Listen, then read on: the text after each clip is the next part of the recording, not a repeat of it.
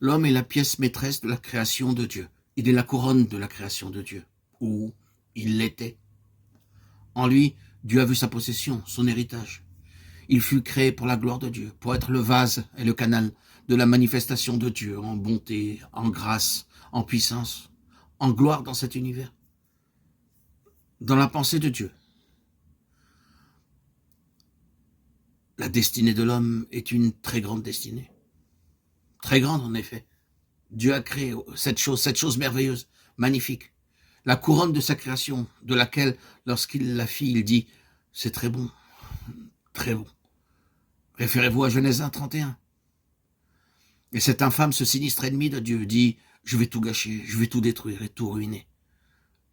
C'est ce qui se cache derrière ce que nous découvrons de l'activité de Satan dans l'histoire de l'homme. Voilà un homme qui satisfait Dieu de manière totale et absolue, qui est la riposte au malin et aux forces du mal, et la justification de Dieu. Voilà le témoignage de Jésus, ce qu'il est, non seulement dans sa divinité, mais ce qu'il est dans sa humanité. Nous pourrons rester un long moment à nous étendre sur ceci, les perfections et les excellences de cet homme, celui sur qui les yeux du grand Créateur, Dieu, pouvaient se poser et dire « je suis très satisfait, je suis très satisfait ». Matthieu 3, 17. Ce n'est pas une petite chose pour Dieu, étant tel qu'il est, avec tous ses standards élevés, de dire d'un homme « je suis très satisfait » ou « en lui est mon plaisir ». Ainsi est le témoignage de Jésus quant à ce qu'il était, quant à la satisfaction de Dieu, et quant à la réponse à Dieu au sujet de tous ses désirs concernant l'homme, le témoignage de Jésus.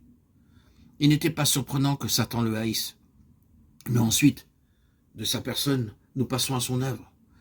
Car le témoignage de Jésus s'étend à l'œuvre immense qu'il a accomplie, en raison de ce qu'il était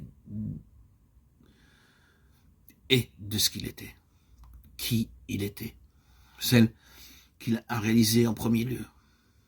Le Fils de Dieu est paru pour détruire les œuvres du diable. 1 Jean 3, 8. Cela débuta avec le péché et il prit cette question dans son ensemble, ce travail du malin dans la vie de l'homme. Il l'a prise avec toute la malédiction qui, de ce fait, était survenue, en luttant comme dans un accord contre cette grande chose effroyable et horrible appelée le péché.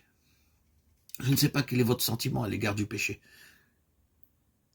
Durant cette conférence, le Seigneur essaie de bien nous faire comprendre la grandeur de la sainteté, parce que son opposé est si affreux, si affreux.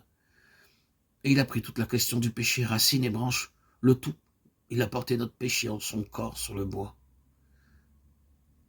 Référez-vous à 1 Pierre 2, 24. Il a été fait malédiction pour nous. Galates 3, 13. Il a été fait péché, lui qui n'a connu aucun péché.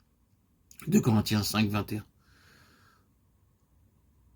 Tout le péché de tous les temps, dans chaque domaine et dans chaque homme, fut pris par lui et fut intégralement, définitivement traité. Remercions Dieu. Voilà le témoignage de Jésus.